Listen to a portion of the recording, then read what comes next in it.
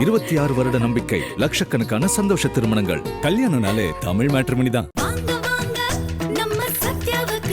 உங்கள் சத்யாவின் தமிழ் புத்தாண்டு super offer. No compromise. உங்க சைடுலயும் எங்க சைடுலயும். It's a GT promise. GT Holidays, South India's #1 travel brand. வணக்கம். ஆதன் செய்திகளுக்காக நான் ஆர்த்தி.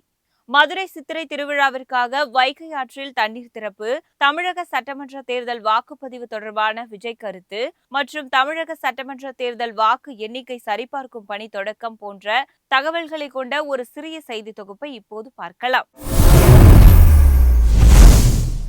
இந்தியாவில் பொருளாதார சீர்திருத்தம் மேற்கொள்ளாவிட்டால் நாட்டின் வளர்ச்சியில் பின்னடைவு ஏற்படும் என மத்திய அரசுக்கு பென்ஸ்டீன் நிறுவனம் எச்சரிக்கை விடுத்துள்ளது. இது தொடர்பாக பிரதமர் நரேந்திர மோடிக்கு அந்த நிறுவனம் அனுப்பியுள்ள கடிதத்தில், கடந்த 6 ஆண்டுகளில் கொள்கை முடிவுகள் சரியான திசையில் இருந்ததால் பொருளாதார நிலைத்தன்மை மற்றும் GDP தரவரிசையில் இந்தியா முன்னேற்றம் கண்டுள்ளதாக தெரிவிக்கப்பட்டுள்ளது.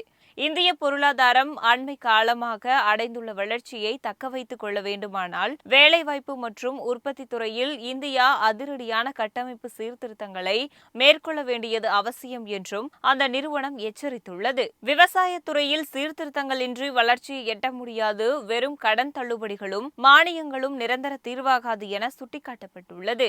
பெட்ரோலிய தேவையில் 88% இறக்குமதியை மட்டுமே நம்பியிருப்பது பலவீனமானது.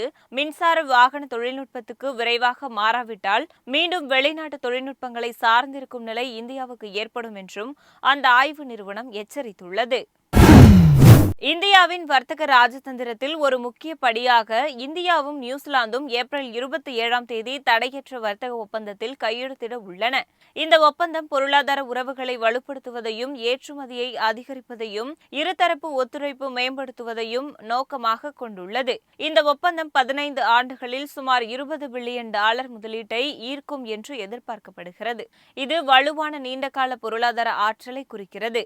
இது உலகளாவிய வர்த்தக கூட்டாண்மைகளை விரிவுபடுத்துவதற்கான இந்தியாவின் உத்தியை பிரதிபலிக்கிறது. கட்டணமில்லா அணுகல் கிடைக்கும். இந்த ஒப்பந்தத்தின் கீழ் தகவல் தொழில்நுட்பம், பொறியியல், சுகாதாரம், கல்வி, கட்டுமானம் போன்ற துறைகளை சேர்ந்த 5000 இந்திய தொழில் வல்லுநர்களுக்கு தற்காலிக வேலைவாய்ப்பு நுழைவு விசா வழங்கப்படும் என்றும் தெரிவிக்கப்பட்டுள்ளது. சட்டப்பேரவை தேர்தல் முடிவடைந்த நிலையில் திமுக வேட்பாளர்களும் முதலமைச்சர் ஸ்டாலின் திடீர் ஆலோசனை மேற்கொண்டுள்ளார். தமிழகத்தில் உள்ள 234 தொகுதிகளுக்கும் ஒரே கட்டமாக வாக்குப்பதிவு நடைபெற்ற நிலையில் இதுவரை இல்லாத உச்சபட்ச அளவாக 85.15% வாக்குகள் பதிவாகின. இந்நிலையில் திமுகவின் தலைமை அலுவலகமான சென்னை அறிவாலயத்தில் சென்னை, காஞ்சிபுரம் மற்றும் திருவள்ளூர் மாவட்ட திமுக வேட்பாளர்களுடன் முதலமைச்சர் ஸ்டாலின் திடீரென ஆலோசனையில் ஈடுபட்டார். இந்த கூட்டத்தில் அமைச்சர்கள் சேகர்பாபு, மா. சுப்பிரமணியம் மற்றும் நாசர் எபினேசர், மயிலை தாவேலு, காஞ்சிபுரம் சுந்தர் உள்ளிட்டோர் பங்கேற்றனர். மே மாதம் 4 வாக்கு எண்ணிக்கையின் போது திமுக நிர்வாகிகள் கடைபிடிக்க வேண்டிய கண்காணிப்பு பணி குறித்து முதலமைச்சர் அப்போது அறிவுரை வழங்கியதாக கூறப்படுகிறது. மதுரை சித்திரை திருவிழாவில் கள்ளழகர் ஆற்றில் இறங்கும் விழாவுக்காக வைகை அணையிலிருந்து தண்ணீர் திறக்கப்பட்டுள்ளது. உலக புகழ்பெற்ற மதுரை சித்திரை திருவிழாவில் மீனாட்சி சுந்தரேஸ்வரர் திருக்கல்யாணம், மாசி வீதிகளில் தேரோட்டம், கள்ளழகர் எதிர் சேவை, வைகை ஆற்றில் அழகர் இறங்கி அருள் பாலிக்கும் வைபவம் ஆகிய முத்தாய்ப்பு நிகழ்ச்சிகள் நடைபெறுவது வழக்கம். இவ்வாறு முத்திரை பதிக்கும் இந்த சித்திரை பெருவிழா ஏப்ரல் 19 கொடியேற்றத்துடன் தொடங்கியது. 26 மீனாட்சி அம்மன் பட்டாபிஷேகமும் 27 திக் விஜயமும் நடைபெறுகின்றன. விழாவின் சிகர நிகழ்ச்சியாக மீனாட்சி சுந்தரேஸ்வரர் திருக்கல்யாண வைபவம் ஏப்ரல் 28 மே 1 கள்ளழகர் வைகை ஆற்றில் எழுந்தருளும் வைபவம் நடைபெறுகின்றன. இந்த நிலையில் கள்ளழகர் ஆற்றில் இறங்கும் விழாவுக்காக வைகை அணையிலிருந்து தண்ணீர் திறக்கப்பட்டுள்ளது. வினாடிக்கு 500 கன அடி வீதம் 6 நாட்களுக்கு தண்ணீர் திறக்கப்படுகிறது. வைகை அணையிலிருந்து நீர் திறக்கப்படுவதால் தேனி, மதுரை மாவட்ட மக்களுக்கு வெள்ள எச்சரிக்கை விடுக்கப்பட்டுள்ளது. நெல்லை மாவட்டம் நாங்குநேரி அருகே இரட்டை கொலை நடந்த பெரும்பத்தூர் மற்றும் புதுக்கோட்டை மாவட்டம் வேங்கை வயல் கிராம மக்கள் சட்டமன்ற தேர்தலை முற்றிலுமாக புறக்கணித்தனர்.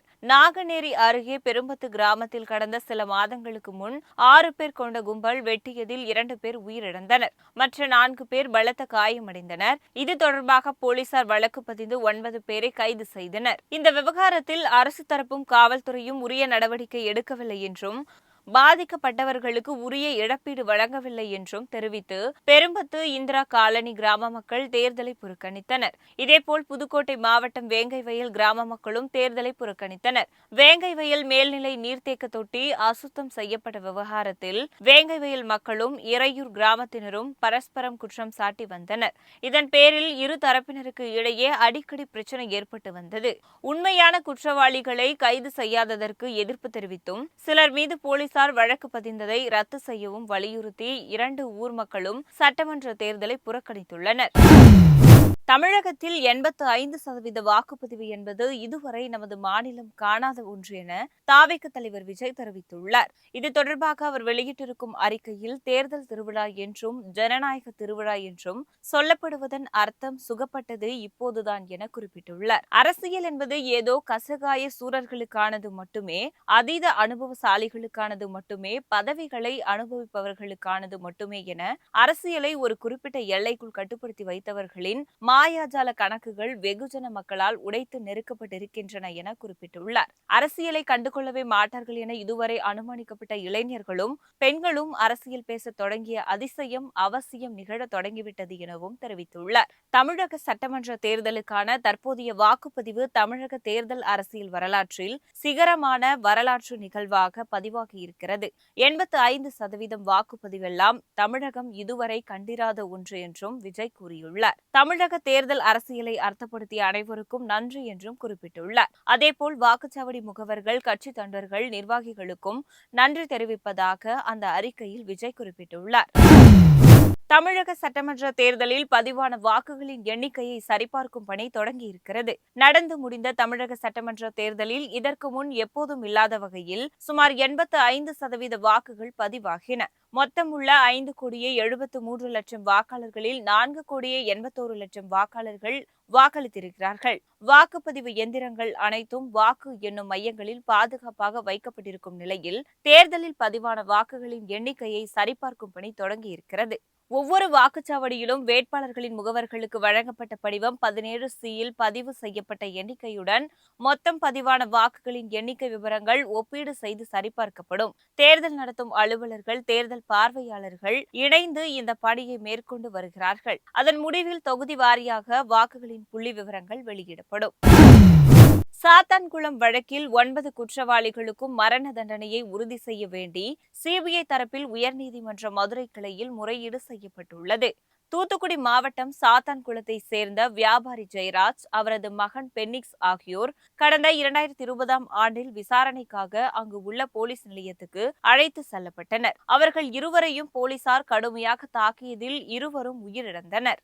இந்த சம்பவம் தொடர்பாக அப்போதைய போலீஸ் இன்ஸ்பெக்டர் ஸ்ரீதர், சப் இன்ஸ்பெக்டர்கள் ரகு கணேஷ், பாலகிருஷ்ணன் உட்பட 10 போலீசார் கைதாகி மதுரை மத்திய சிறையில் அடைக்கப்பட்டனர். அதில் பால்துரை என்பவர் 2020ஆம் ஆண்டு ஆகஸ்டில் கொரோனா தொற்று காரணமாக உயிரிழந்தார். இந்த இரட்டை கொலை வழக்கை சிபிஐ விசாரித்து வந்த நிலையில் மதுரை மாவட்ட 1வது கூடுதல் சென்சஸ் நீதிமன்றம் தந்தை மகன் கொலை வழக்கில் கைதான 9 போலீஸ்காரர்களும் குற்றவாளிகள் என கடந்த 23ஆம் தேதி தீர்ப்பளித்ததோடு 9 போலீசாருக்கும் மரண தண்டனை விதித்தது. இந்நிலையில் சாத்தான்குளம் ஜெயராஜ், பென்னிக்ஸ் கொலை வழக்கில் போலீசார் 9 பேருக்கு கீழமை நீதிமன்றம் அளித்த மரண தண்டனையை உறுதி செய்ய கோரி உயர்நீதிமன்ற மதுரை கிளையில் சிபிஐ தரப்பு முறையீடு செய்துள்ளது.